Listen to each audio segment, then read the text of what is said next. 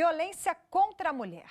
Os tribunais de justiça contam com a ajuda de profissionais para embasar as decisões judiciais que tratam do assunto. São psicólogos e neurocientistas que contribuem com seus conhecimentos. Esta é a Mulher Maravilha do Distrito Federal, Lúcia Erineta, uma super-heroína contra a violência de gênero. Ela lidera grupos de mulheres por toda a periferia de Brasília e combate principalmente o feminicídio. Lúcia ganhou poderes e coragem depois de 2 casamentos. No primeiro, ainda era adolescente e o ex-marido tentou matá-la de várias formas. Muitas vezes acordei de madrugada ele me estrangulando e outras vezes com as almofadas me amordaçando. E aí eu me debatia, conseguia me escapar. Ele atirou em você?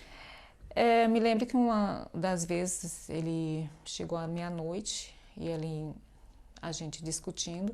Eu saí nas pressas com minhas filhas, correndo na rua. E lembro muito bem que eu escutei muitos tiros. E nessa noite, se uma vizinha não tivesse abrido a porta, eu tinha descido a sepultura, porque foi feio. Veio o segundo casamento, com novas agressões e mais tiros. Mesmo baleada 2 vezes, Lúcia escapou, mas com marcas. Devido a esses 2 sofrimentos, do primeiro marido e do segundo, eu fiquei deficiente, né? Perdi 100% da audição direita, 85% da audição esquerda. E também fiquei com um problema na fala, né? A psicóloga e neurocientista Regina Nogueira, que presta serviços à justiça em Brasília, explica que outra parte importante do corpo, o cérebro, sofre consequências diretas da violência. As conexões entre os 96 bilhões de neurônios ficam prejudicadas e isso gera problemas concretos na saúde da pessoa. E esse quadro é reconhecido pela Organização Mundial da Saúde desde 2012. Alguns sintomas que às vezes vão passar despercebido, como uma tontura, uma cefaleia, ou os sintomas são indiretos. Ela sofre um estresse e a consequência pode ser o que a gente chama de doenças não transmissíveis, um aumento de pressão arterial, uma alteração do funcionamento cardíaco. O caso desta outra mulher que não quer se identificar confirma as pesquisas científicas.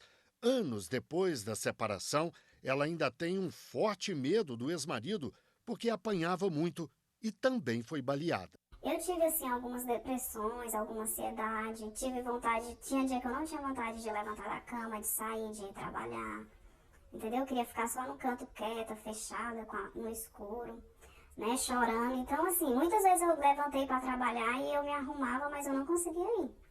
Porque eu começava a chorar, e eu tentava me controlar e não conseguia. Eu não tenho nenhuma sequela física, né? Graças a Deus, nem eu nem os meus filhos. Mas a sequela psicológica, infelizmente, eu acho que é o resto da vida. Diante, então, de uma situação de ameaça, de medo, de violência, o cérebro reage para um modo que a gente chama modo de sobrevivência. Ou seja, ele está diante de uma ameaça à vida ou à integridade física e psicológica. Então, ele reage liberando uma série de neurotransmissores e de hormônios que têm um efeito sobre o corpo e sobre o próprio cérebro.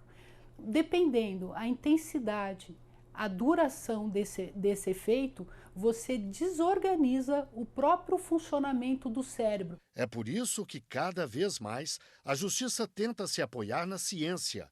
Profissionais como psicólogos e neurocientistas são convocados para dar base técnica ao processo e substância à decisão judicial.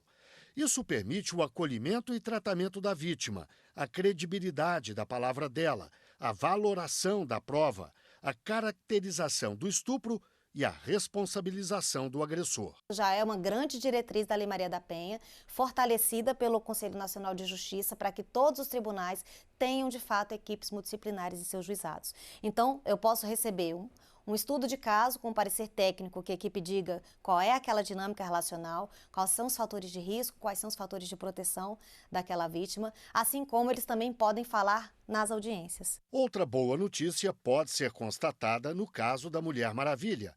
Ela não se livrou completamente dos problemas, mas vai em frente. é que muitas vezes as sequelas cerebrais são reversíveis. Eu luto até hoje, né?